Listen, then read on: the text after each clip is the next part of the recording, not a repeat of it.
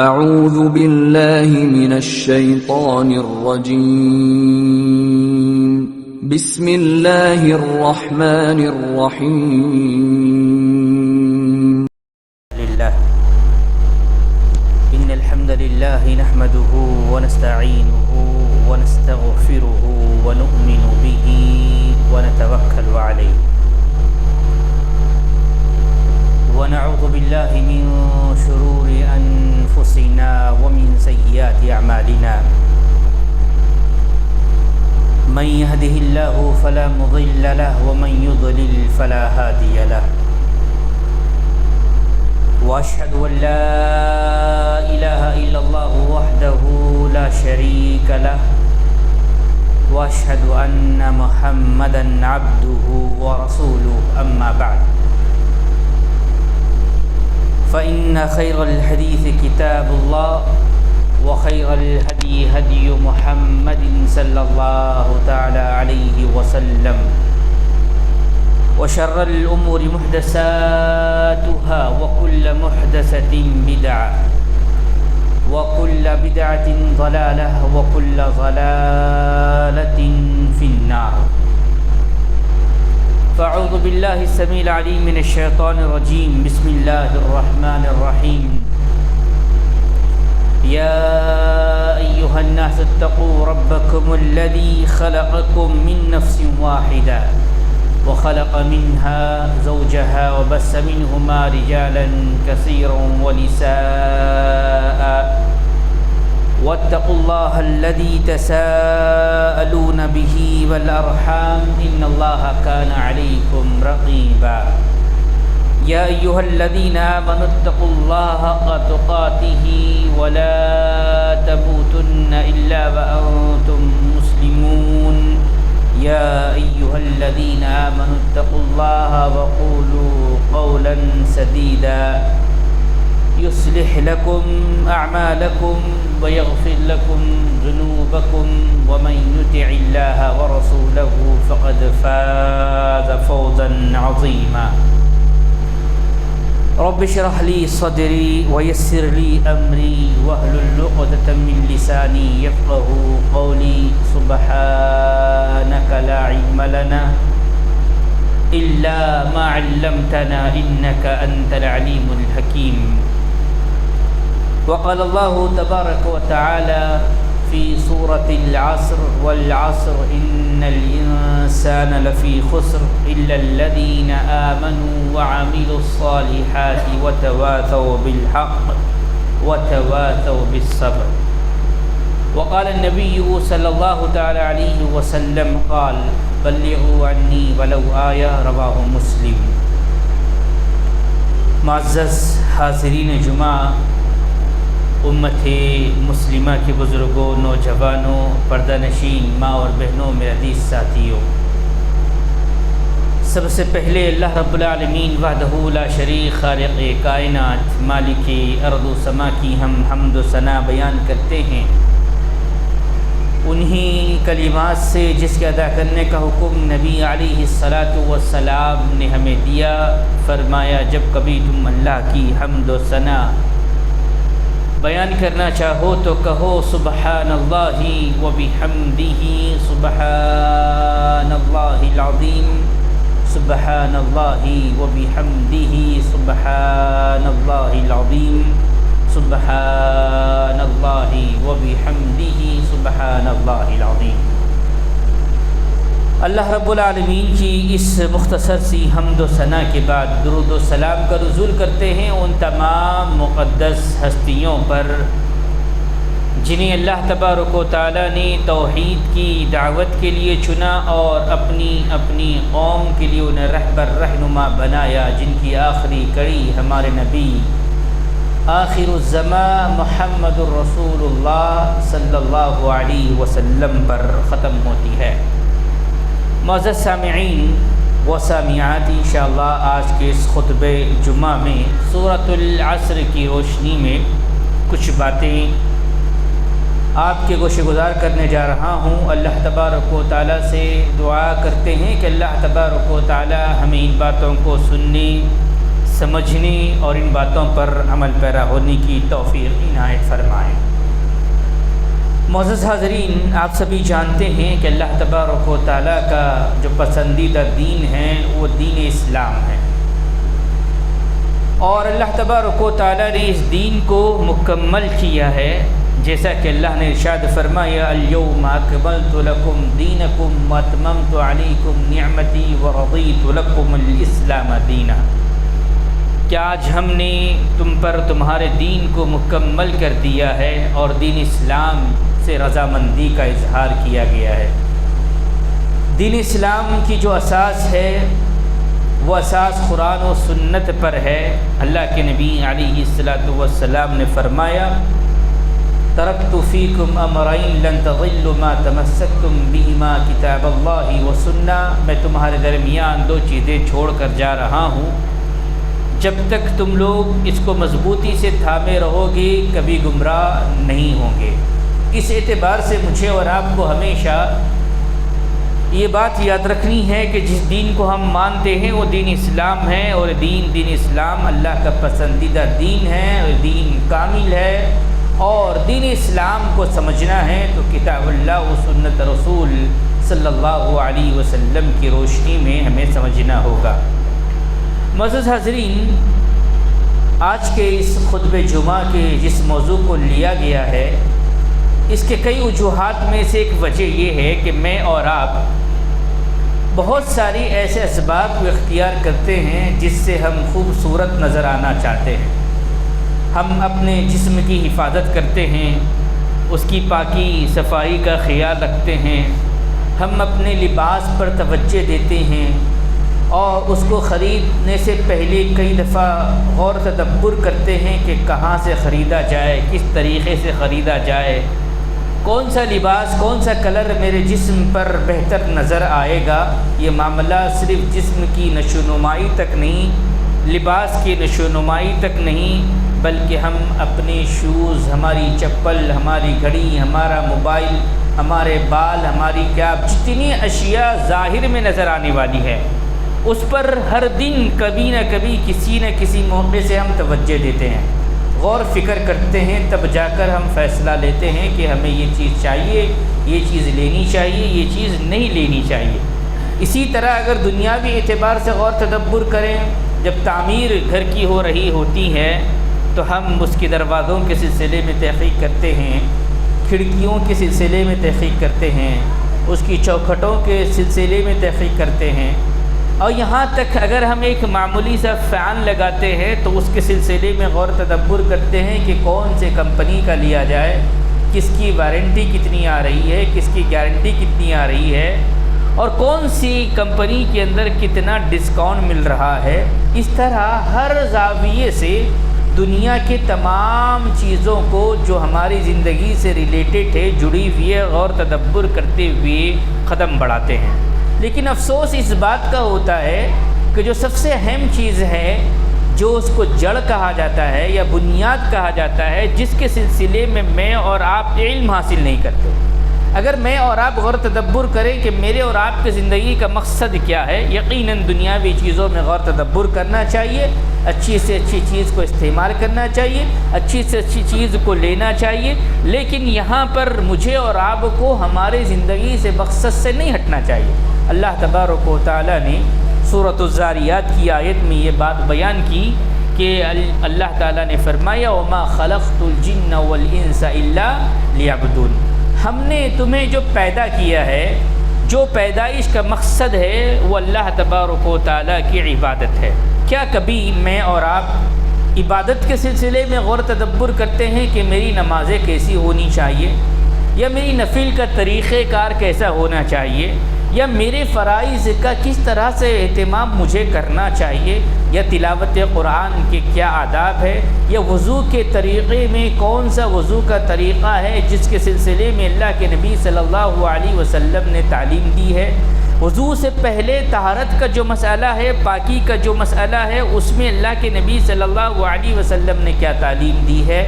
گھر سے میں نکل رہا ہوں مسجد کی طرف تو کیا مجھے کس طرح نکلنا چاہیے، مسجد میں داخل ہوتے وقت کیا مسجد کی آداب ہیں، کس طرح مجھے داخل ہونا چاہیے، کبھی ہم الا ماشاء اللہ غور تدبر کرتے ہیں۔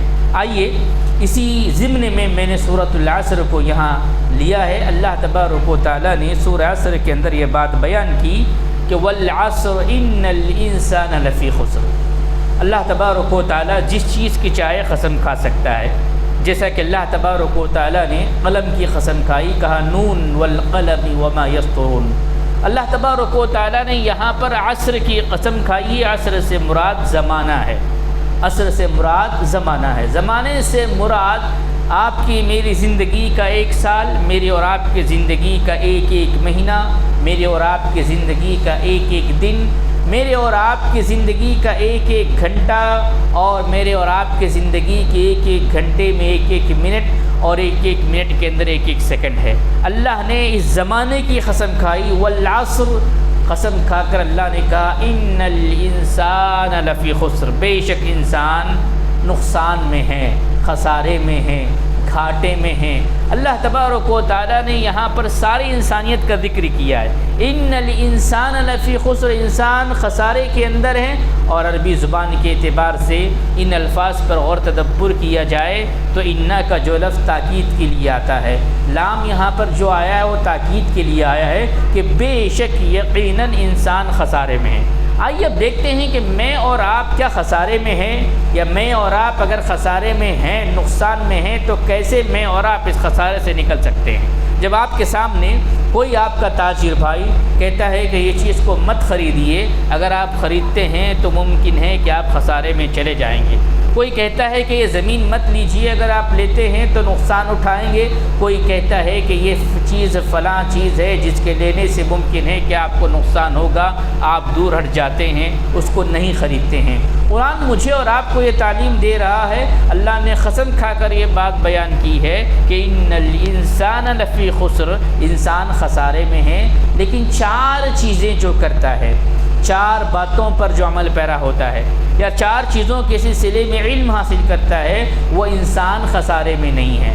جب اللہ تبارک و تعالیٰ نے جو پیدا کیا اس کا مقصد عبادت، اور عبادت کے ساتھ ساتھ اللہ نے یہاں پر یہ بات بیان کی کہ جو ایمان لائے، جو ایمان لائے، ایمان کے بعد عبادت کا مرحلہ آتا ہے، الا الذین آمنوا، جو ایمان لائے، اور ایمان لانے کے بعد دوسرا مرحلہ ہے وعملوا الصالحات، نیک عمل کرے، الا الذین آمنوا وعملوا الصالحات، ایمان کے بعد عمل صالح کریں، اس کے بعد وتواصوا بالحق، اور لوگوں کو کیا کرے، حق کی تلقین کرے، حق بتاتے رہے، تیسرا مرحلہ ہے۔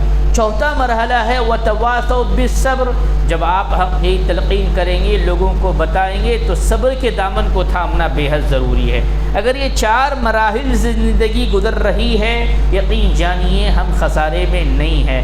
اگر ایمان نہیں ہے، عمل صالح نہیں ہے، حق کی تلقین نہیں ہے، اور اس پر صبر نہیں ہے، تو مجھے اور آپ کو اپنا جائزہ لینا بے حد ضروری ہے۔ آئیے سب سے پہلے اس سورت کے سلسلے میں امام شافعی رحمۃ اللہ علیہ نے جو بات بیان کی ہے، میں چاہتا ہوں کہ آپ کے سامنے رکھوں، جس سے آپ کو اندازہ ہوگا کہ سورۃ العصر کی کیا اہمیت ہے، کیا فضیلت ہے۔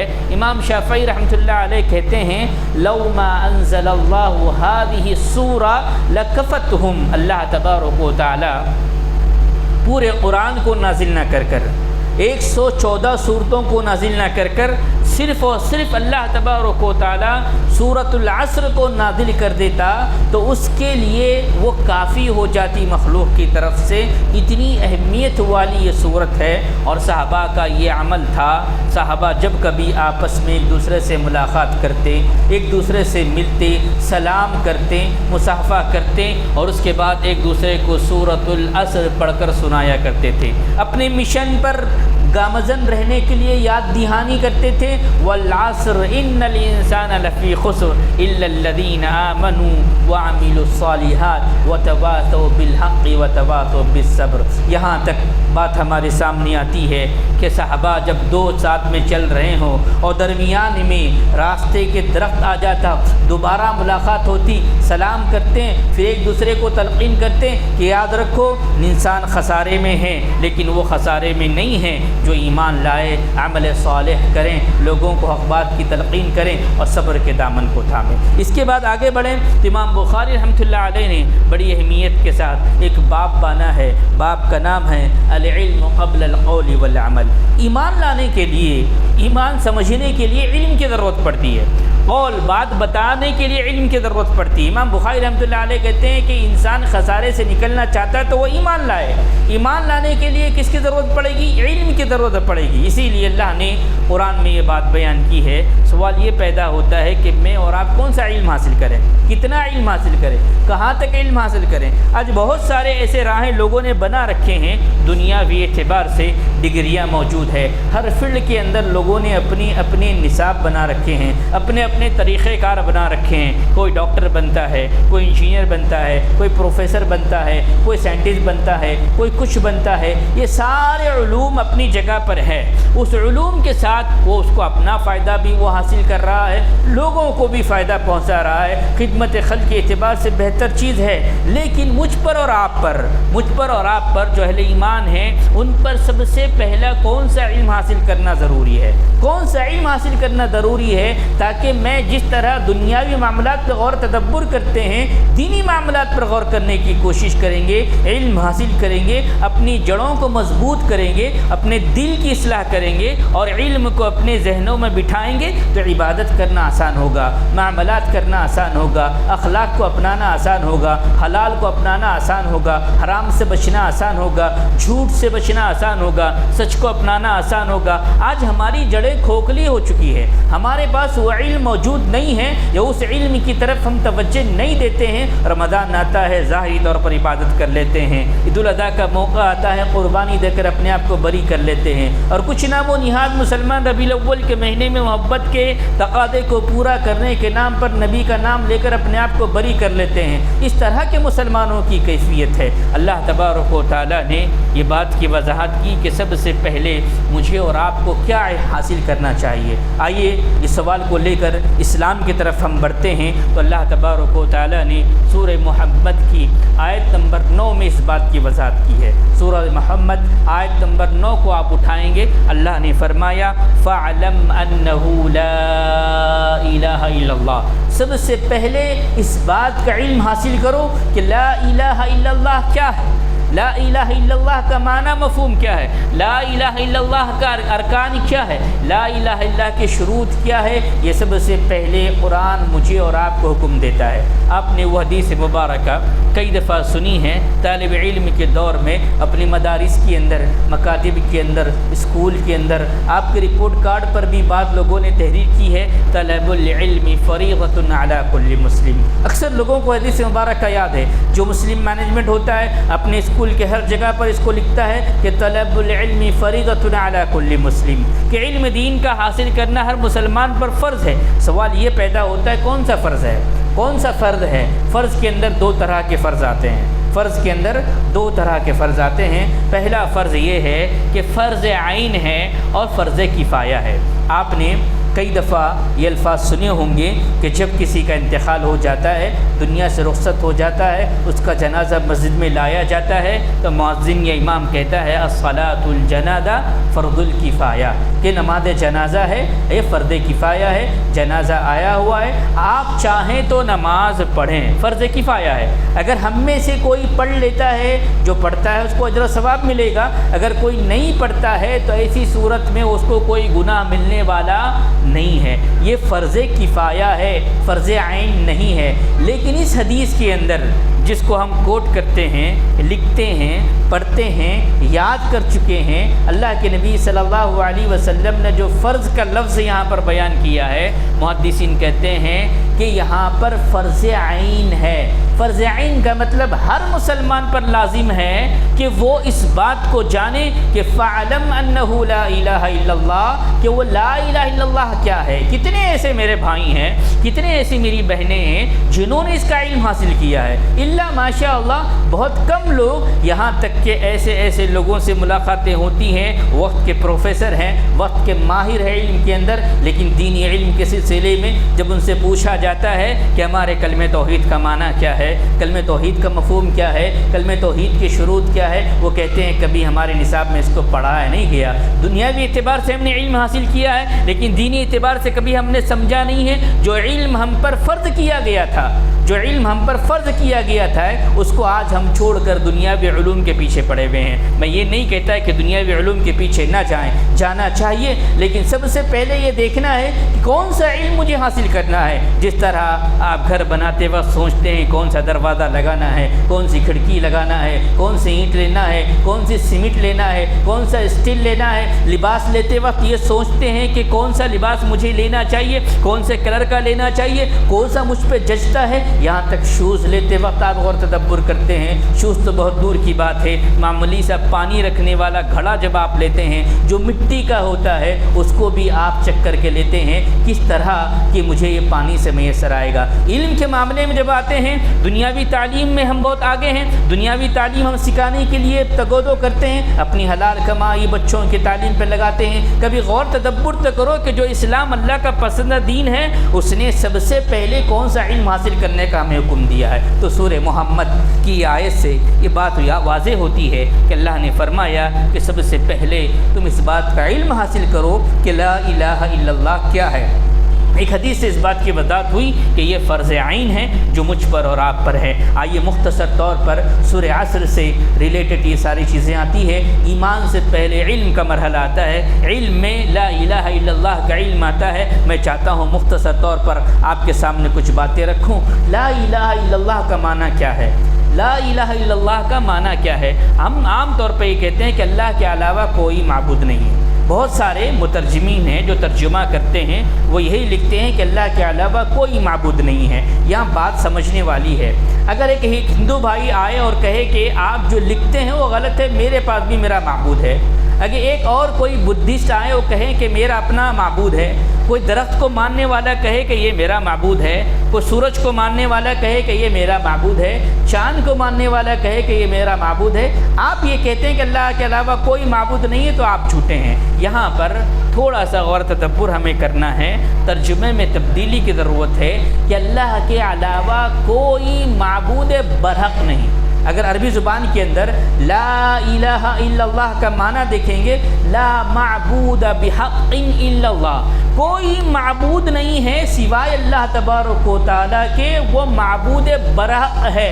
برحق کا معنی جو باطل معبود ہے وہ موجود ہے۔ لات تھے، منات تھے، عزا تھے، لوگوں نے اپنے اپنے معبود بنا رکھے تھے، آج بھی لوگوں نے بنا رکھے ہیں، وہ سارے معبود باطل ہے، اور حقیقی معبود کوئی ہے تو وہ اللہ تبارک و تعالیٰ ہے۔ معبود کا معنی کیا ہوتا ہے؟ معبود کا معنی جس کی عبادت کی جائے، جس کی عبادت کی جائے۔ عبادت بندے کرتے ہیں، اللہ نے ہمیں اسی لیے پیدا کیا کہ ہم اس کی عبادت کریں۔ معبود جس کی عبادت کی جائے، اور عربی زبان کے اندر الہ کا معنی ہوتا ہے معبود، لا کا معنی آتا نہیں، الہ کا معنی ہوتا ہے معبود۔ اور یہ لفظ الہ کی ہم تحقیق کرتے ہیں، علم حاصل کرتے ہیں، مطالعہ کرتے ہیں، تو پتہ چلتا ہے کہ خالدی زبان سے اس کا سلسلہ جاری ہوا، عبرانی زبان میں آیا، عربی زبان کے اندر اس کا استعمال کیا گیا۔ الہ کا معنی ہوتا ہے معبود۔ معبود کوئی بھی ہو سکتا ہے، لیکن یہاں پر ہمیں یہ بتایا گیا لا الہ سب سے پہلا رکن یہ ہے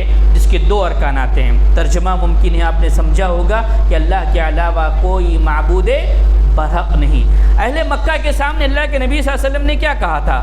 یا اہل مکہ لا الہ الا اللہ تفلحون، اہل مکہ تم کلمہ توحید پڑھ لو تم کامیاب ہو جاؤ گے۔ اہل عرب عربی داں تھے، وہ جانتے تھے کہ لا الہ الا اللہ کا معنی یہی ہے کہ اللہ کے علاوہ کوئی معبود نہیں، اسی لیے انہوں نے کہا تھا اجعل الآلیۃ الہ واحدہ، اے محمد صلی اللہ علیہ وسلم کیا ہو گیا ہے تم کو کہ تم سارے معبودوں کو چھوڑ کر ایک معبود کی طرف تم بلا رہے ہو؟ تو اہل مکہ کو یہی دعوت دی گئی تھی کہ لا الہ الا اللہ، تو اللہ اللہ کے علاوہ کوئی معبود برحق نہیں، اس کے دو ارکان آتے ہیں، دو رکن آتے ہیں۔ پہلا رکن ہے انکار کرنا، پہلا رکن ہے انکار کرنا، دوسرا رکن ہے اقرار کرنا۔ لا الہ، لا الہ یہ پہلا رکن ہے انکار کرنا، کوئی معبود نہیں ہے۔ سب سے پہلے سارے معبودان باطل کا انکار کرنا، چاہے سورج کی شکل میں ہو، چاند کی شکل میں ہو، دریا کی شکل میں ہو، پہاڑ کی شکل میں ہو، پتھر کی شکل میں ہو، لکڑی کی شکل میں ہو، جس طریقے سے تم نے اپنے معبود بنا رکھے ہیں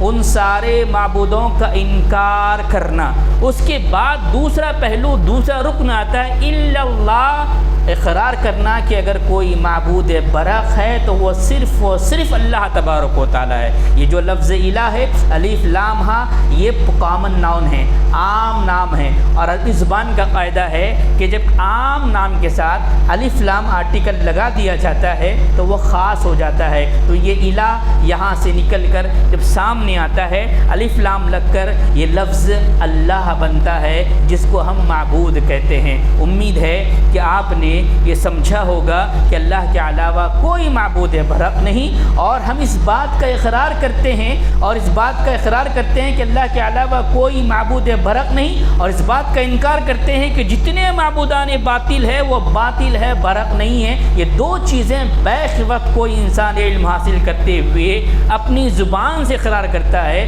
دل سے تصدیق کرتا ہے، تو تب جا کر وہ ایمان والا ہوتا ہے۔ ایمان اسے کہتے ہیں تصدیق بالقلب و اقرار باللسان وعمل بالجوارح۔ ایمان لانا، ایمان سے پہلے علم ہونا کہ میرا معبود برحق کوئی ہے تو وہ صرف اللہ تبارک و تعالی ہے، اس کے علاوہ کوئی میرا معبود نہیں ہے۔ جب کوئی یہ کلمہ پڑھ کر اسلام میں آتا ہے تو وہ مسلمان ہوتا ہے، اور اسی بات کی وہ گواہی دیتا ہے، اشہد ان لا الہ الا اللہ، میں اس بات کی گواہی دیتا ہوں کہ اللہ کے علاوہ کوئی معبود برحق نہیں۔ تو میرے بھائیوں، سب سے پہلے مجھ پر اور آپ پر جو علم حاصل کرنا فرض ہے وہ کلمہ توحید کا ہے۔ اس کے آگے ہم بڑھتے ہیں تو معاذ بن جبل رضی اللہ تعالیٰ کی حدیث ملتی ہے۔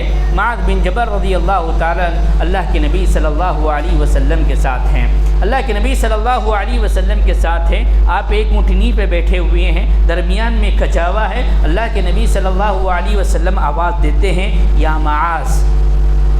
معاذ بن جبل رضی اللہ تعالیٰ کہتے ہیں، لبیک یا رسول اللہ، اللہ کے نبی صلی اللہ علیہ وسلم میں حاضر ہوں۔ کچھ لمحہ گزرتا ہے، پھر آپ آواز دیتے ہیں، یا معاذ۔ پھر معاذ بن جبل رضی اللہ تعالیٰ کہتے ہیں، لبیک یا رسول اللہ۔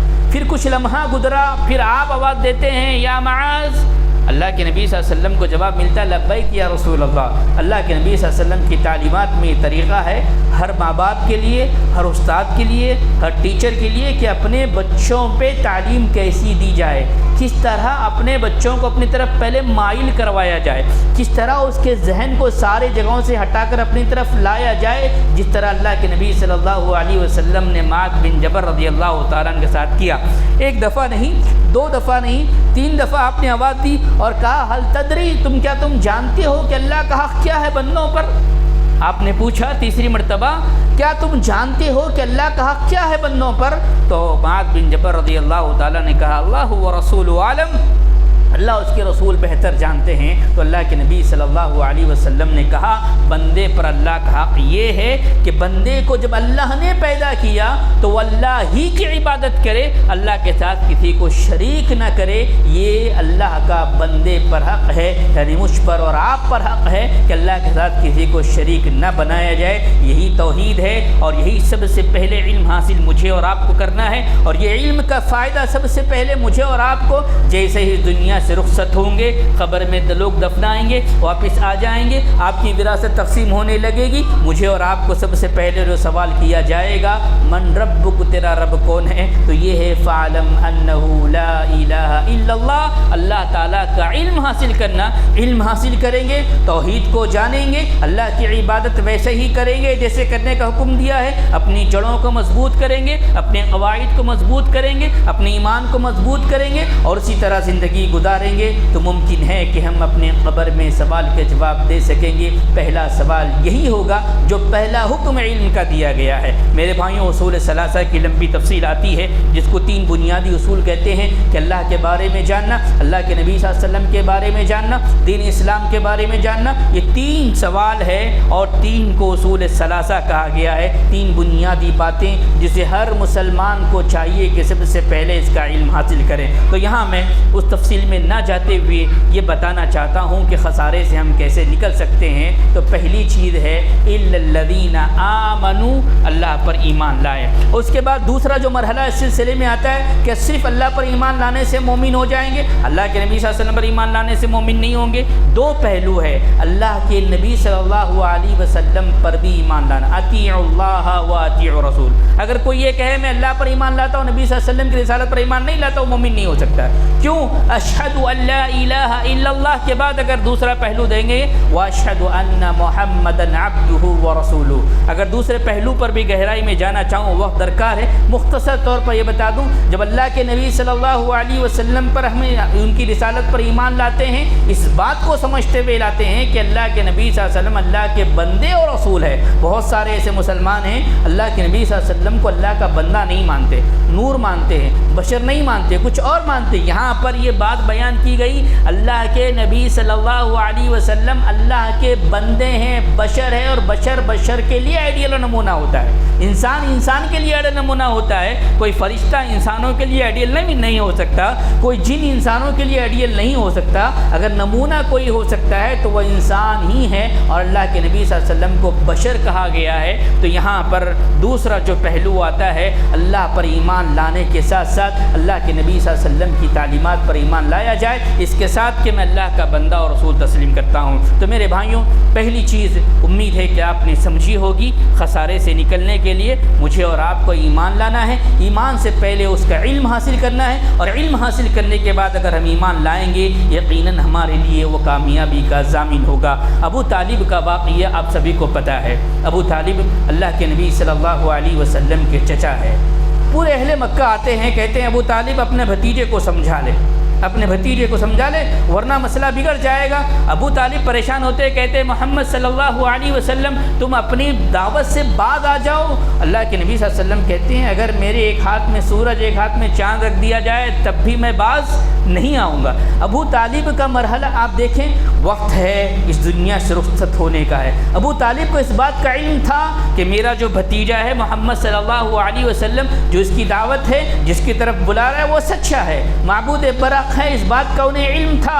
آج بھی بہت سارے لوگوں کو علم ہے، لیکن انہوں نے دوسرا مرحلہ نہیں کیا تھا۔ ایمان کے 3 مرحلے، تصدیق بالقلب و اقرار باللسان و عمل بالجوارح، دل سے تصدیق کرنا اور زبان سے اقرار کرنا، پھر زندگی میں جو احکامات اللہ نے عائد کیے ہیں اس پر عمل کر کے دکھانا، اس کو ایمان کہتے ہیں۔ الا الذین آمنوا، جو ایمان لائے۔